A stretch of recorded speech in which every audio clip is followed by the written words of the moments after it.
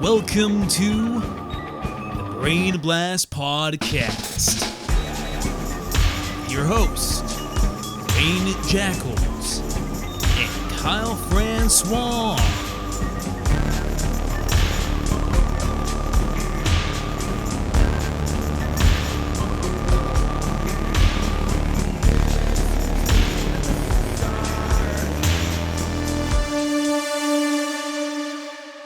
Hey everybody, hope you're doing well and feeling special.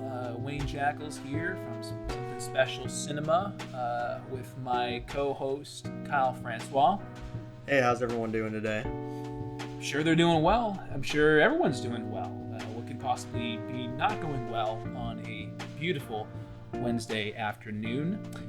Before we launch into episode 103, Kyle, from my understanding, you wanted to do a little bit of housekeeping, a little bit of a PSA, I guess.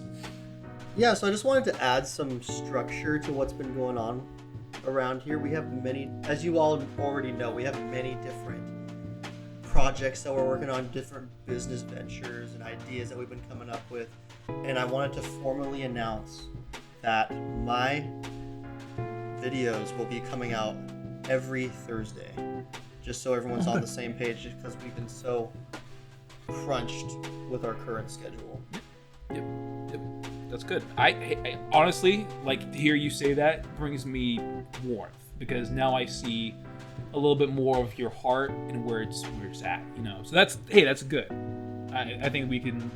It's easy. I mean, do you have anything else? We could move on right now at this point. So it has come to my attention from multiple of our fans and followers on Twitter that Wayne was publicly airing out my laundry a week ago, saying that the reason that the Brain Blast podcast was not released on time was because of me and my endeavors. And I just wanted to put those rumors to rest, that I was fully prepared to come and record an episode. I took time out of my busy schedule, out of all my projects and all my endeavors, to come and be with Wayne and help him through this project of his. And when I came over, he was high. Yeah. Okay. Again, we don't really have to do this now, but I think the idea. No. Let's do this now. Well, hear me out though.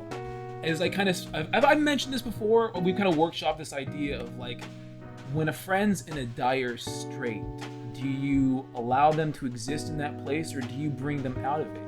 You know, the thing is, like, I see you as not only. No, it sounds like you don't mind dragging your friends through the dirt. No, that's not the. You know, in every case there's blame. In every case there's blame, and you got to find out where it sits. I feel like in that situation, it was equally on both of us. You have your projects, and I have to get high. So I feel. You have to get high. I feel, well, yeah. To understand that, like, I have different Listen, medical we have issues. Hundreds of people waiting for this podcast every single week, and you had to get high. You understand what's at stake here? The discoveries that we're gonna find watching this episode of Jimmy Neutron, and you thought you could just skip over that by simply, I had to get high. No, all right. Listen. First and foremost, you don't have to raise your voice. I understand what you're saying quite well, but I think understanding that, like, I am also a broken person that needs healing every once in a while. And an unmotivated person. Okay, no, that's not the case. We have this, every episode's coming out in the weeks, Thanks and I'm working me. on. Because I've been here on time every single episode. And we're all. And sober, might I add. My name's on the masthead. I'm the one who created the podcast, which is fine. And you know what? Just save it. They don't care. Let's just continue with the episode. All right. Well, I mean, don't know how we're to really launch an episode here, but I guess we're going to try our best. This is called Brobot. I'm not feeling a whole lot of brotherly Brobot affection from my co-host, but at the same time, I feel like that's beyond us. All right, let me just take a second here. Our beef is behind us. The podcast, my endeavors, are ahead of us, and I feel like we can properly put this to rest now. What do you think? With my videos coming out every Thursday, you can expect a podcast out every single Wednesday. All right, I guess we'll believe it when we'll see it. But to get back to the episode, we are starting with 103. Brobot is the name of the title. This is another really good episode directed by none other than Keith Algorn. Talked about his visual style in the past, the way he uses background in space, and what's happening here.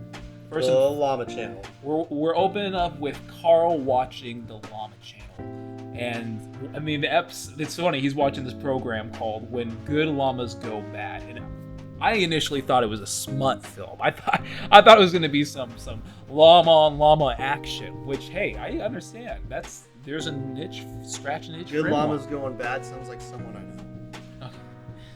But it was a rip on Cops is kind of the fun little twist. And then after Carl doesn't want to play with Jimmy goes out to see Sheen, and Sheen's just playing on he's playing on his device. What's Sheen doing? Is he just wasting time? No, he's playing video games. I mean, what did you like to play when you were a kid? Obviously, you played games. I was very busy discovering, rediscovering, creating. I didn't have time for such childish activities. Speaking of childish activities that could blossom into something great, Jimmy at the end of his rope, looking to hang out with somebody. His last ditch resort is not turns right around, and luckily he gets to see what he's missing. He's looking for companionship. He's looking for a little brother to kind of berate him like Butch is with this little twerp of a kid, which I think they did draw pretty well. There is a lovable quality about him. If I saw a kid like that, I'd want a brother. And I'd want to play with him. I want to play with him. I want to play with him. Maybe toss the pigskin around. Maybe toss a football around. One of those two things. And I love how this transitions into the next scene. And what are they eating? That's always the question with the neutrons at dinner. Is what are they eating? What are they going to talk about? And in this instance, we're getting a full-on discussion and almost a PowerPoint presentation. I love how well prepared Jimmy is. We're seeing a little bit of a presentation on why they should have kids. And here we have Hugh getting very uncomfortable. He's not ready to have this conversation. He even spits out his water. And again, I love the way Keith, he just directs the hell out of the scene. If you pause directly on, if I'm a guessing man, minute 2:38, you get this just beautiful explosion. And if you just kind of focus on the frame there, it just, all of Hugh's fears, anxious thoughts are just erupt out of his mouth. His insecurities, his disastrous lust. And why do you think Hugh is so uncomfortable with this subject?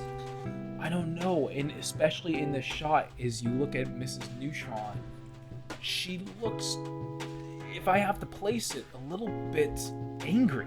Is he the father? I don't know if Hugh's the father, and I think that's what Hugh's being confronted with right now, is this idea that he's going to have to revisit the birth of Jimmy or the birth of a child, and we don't know what Hugh's packing. But that's fine. We don't know what Hugh's packing, and we don't know what Hugh's into. We don't know. We know he loves his ducks. We know he loves his chickens, his birds, his poultry. But does he really love his wife? But does he? And that's the thing, is she looks so frustrated throughout this whole thing. I love that type of intensity is carried on into the next scene where Jimmy is making what's help, which is good. He has help, and he's sometimes good projects take time. But he is now working, and I love, it's kind of a fun little Easter egg. Goddard talks, and his first line is, "Yes, master." What do you think that says about Goddard? He's a loyal dog. He only has one master. He's a loyal pup, and he'll do just about anything his papa. I guess Jimmy is his papa in a little bit of a way. And it transitions really well into the next scene where, back with the parents, they're talking a little bit about what this is going to look like. Here's the new brother. It kind of reminds me of Stuart Little when they bring home the mouse. And they're like, this is your new brother. And you're like, okay. Yeah, it's just all right. And within the first minute of meeting Brobot, his nose is pulled off. His nose clear off. And that doesn't deter Brobot, because they go out to go play a little bit. Jimmy's ready to show off his new brother, and doesn't really go the way that he was expecting. Jimmy's looking to show off to his new brother. he gets showed on. I mean, Brobot is really proficient in every way, and I think that kind of leads into a really interesting topic. As creative individuals like you and I, we gotta keep in mind that when we create something, it might be more important than us. It might live on to be more of a force. If you actually create something. But yes, I do agree that as creative individuals, our goal is to create things that are bigger than we are. It is to create a legacy that lasts a lifetime. I get, and I kind of take that back, because I don't really. I mean, if you're not remembered, then who cares about what shit that you make? If they're not looking at a movie that's made and they don't go, that's a Wayne Jackal's production, and they just like the movie a lot. They don't know what that is. Yeah, well, they will. That's all I'm saying. You better hope. Oh, man, real catty today. I like this montage. It just shows Brobot being, again, better at everything than Jimmy. And I kind of don't like the way that the show has been characterizing Jimmy as an athlete. I always saw him as a dweeb. I always saw him as a pencil pusher. Yeah, where did this athletic creativity come from? Couldn't tell you. I couldn't, and you know what? The show can't really tell you too well. He said he played baseball for years? Yeah, I don't see it. Maybe he's really good at seeing the trajectory of the ball and being able to mathematically come up with the angle or something. I mean, I'm not much of a sports guy. I've dabbled a little bit, but we'll leave that for another time. This is my favorite part right here. This is what I almost would think is the baby climax of the baby climax is something you can't say too much. But Libby and Cindy show up, and they're about to just rip into Jimmy and his new Brobot brother, but Brobot's charming. Brobot's kind of dashing. They like him. Game. They like him quite a bit. They're kind of taken up, and then here's the bombshell. And if you're watching at home, pause on minute 7:06, because there's a little bit of a bombshell being dropped right now. Brobot comes up to Cindy, and he says, "Can I tell you something?" And she's like, "Yeah." And she's like, "I think Jimmy's got a crush on you." And it's this powerful moment where, again, Keith Algorn, directing the fuck out of this scene, pauses, stills the frame, real close maximum shot of, it's kind of a medium shot, but of Jimmy's face, and he's just in disbelief. I know I've had this when I was a kid. He can't believe that his brother said that, but also he's kind of interested to see where this might go now that it's out there. He's a vulnerable state, and instead, what I love about Jimmy is sometimes instead of retreating backwards, he's ready to take a step forward and see where it goes. I mean, especially after last week's episode of, again, what was Birth of the Salesman, where we see that very palpable sexual tension between Cindy and Jimmy, the will they or won't they kiss. And so now you see a little bit more of that, the foundation being built upon. But it doesn't go the way he's hoping. Well, Cindy's laughing, but is she fake laughing? I can't. Is she hiding her emotions as well? We know that she's calculated. We know that she psychs herself up. She's never gonna let her guard down to Jimmy. I don't think she's capable of doing it. And not being able to do it is something that I think being a good father is something Hugh's not been able to do, because right now he's treating Brobot much better than he is Jimmy. In fact, he can't even remember Jimmy's name. Is it because Jimmy's not actually his kid? Oh my gosh, I think we need to. Have they ever asked for a DNA test? I mean, Jimmy's such a smart whiz kid. I'm sure he's already tested it himself. He probably goes up to Hugh and I forget the wife's name, but I think it's Judy Neutron. He probably goes up there and takes a little bit of daddy's milk just to test himself and see what happens. I'm sure he can do a little bit of a DNA test, so he probably knows where he came from, or maybe he doesn't want to know. Sometimes the best things are left unknown. Ooh, and that's where I think this next scene is kind of fun and playful, because we get to see something that's not always known. We get an interior shot of a bathroom. Jimmy's trying to relax. He's had a really tough time, and why do you think he chose to take a bath instead of shower? That's what I'm wondering too. And why do you leave the door open? Well, we don't know if he did, but I mean, Brobot can get through anything because he does show up here. But I'm wondering, what does Jimmy think about when he's in the bathroom? And I wonder if he's thinking about what happened earlier today with Cindy and the admission of his crush and her reception. Maybe it's making him feel, I don't know. What would you think? What would you do in this situation? I wouldn't take it that far. Jimmy's an intellectual individual. Yeah. And he's probably just thinking about the best way to solve his current issue with Brobot. I'd rather see him do that in the lab. In the bathtub, I want him just to soak up some suds and have a good time. See, that's where you and I are different. You're always distracted with what's going on the side instead of actually focusing on the problem ahead. I think you can't take care of your projects until you take care of yourself. And I am a huge proponent of that life message. That's been something I've been saying since day one. And I think, before I even get into that huge monologue, which I obviously could, you get another just like beautiful shot. Pause your screen to 8 minutes and 20 seconds. When Brobot comes in to see what Jimmy's up to, he gets himself into a little bit of trouble. And Miss Neutron comes in to open the door, and what does she see? She sees Brobot in his purest forms, playful, toothpaste all over his face, giant smile. I guarantee you Jimmy's never looked this damn cute.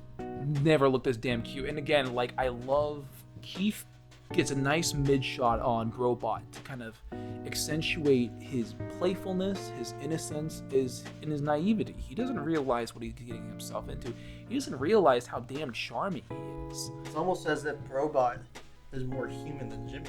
I think so. And he, just to think that he's having such a good, carefree time, he has no idea that Jimmy is currently plotting to eliminate him. And it makes me think, as I work in my own world and work on my own projects, and I'm having the greatest time, carefree, who's plotting to make my life a little bit harder? And I think, honestly, the more we do these podcasts, the more I interact with you, the more I'm getting a kind of a clear picture of the type of person who could do something like that. You really want to go there? No, I mean, because I think the only person that's plotting to ruin your projects is you. I think this beautiful scene is, I like the way that they foreshadow here, because Jimmy's like, Brobot, you gotta back the fuck off. And Brobot's like, I want to go to the moon, and keep a pin in that, folks, because I think he might be going to the moon sometime near the end of the episode, all right? But hey, that's a little bit of, foreshadowing fun, a little bit of FF, And it's this beautiful moment where Jimmy's at the end of his leash, and he takes advantage of the naivety we saw at that minute of 8 minutes and 20 seconds of him just with the toothpaste mother. You understand that a robot like that will trust. I think this is a powerful sentiment that you've got to consider. You can send your problems on a one-way, but that doesn't mean they'll always be addressed. It's almost like smoking weed. I don't know if those. I don't think those are comparable, and I don't smoke it anyway. That's not something that I'm more of an. What do you do? Drink it? Okay. This is the saddest part of the episode. It's the moment where Jimmy is contemplating what he should do. Brobot's on a table. His innards are open and exposed. He's in his most vulnerable state. He's at the mercy of his loving brother. What's his brother gonna do with him? And Jimmy is overwhelmed with sadness. Are you sure you really want to do this to me, Jimmy? You're my brother. And Jimmy can't bring himself. Like he's shown 2 times before, you can't get rid of him. You can't get rid of him. He starts just rhyming. He's like rabbits, babbit, pappets. Now all the rhymes. He's a fun kid. Again, we remember he's naive, kind of a sweet old charming guy. Now, here's what kind of gets me in a little bit of a fix. Jimmy comes with the resolution of getting a family just like his, but he doesn't do the signature brain blast. Yeah, this is the only episode with no brain blast in it. So what do you think that's about? Do you think he doesn't care nearly as much about this, that he wants to dedicate the full amount of his brain to causing a solution? I think it's just not a big enough issue to have to, like you said, invest that much brain power into solving the problem. And it's also because he truly loves Brobot, and he feels like he doesn't have to overpower him to get rid of him. Mm-hmm. I guess that's a good point. Is he's compartmentalizing his different thoughts and feelings on the matter, which is good. And I think I'll keep my ear out and eyes out for the bigger brain blasts this season. That's for fucking sure. And I think this episode caps off with such kind of a cliffhanger, if you will, with Jimmy seeing Brobot being happy with his family, and Goddard comes up and he shows him a video of kind of the central theme of this episode of Jimmy becoming the human and feeling human emotions with Cindy's possible rejection. He's reminded of it. They play it for laughs. But as I said before, I'm not laughing. I know what that rejection looks like, and I understand the pain that Jimmy is concealing behind his smiles and his giggles and his sweetness. And I think sometimes it takes a robot like Brobot. That's it for this episode of the Brain Blast podcast. We'll be getting one out by next Wednesday. Thank you. Okay.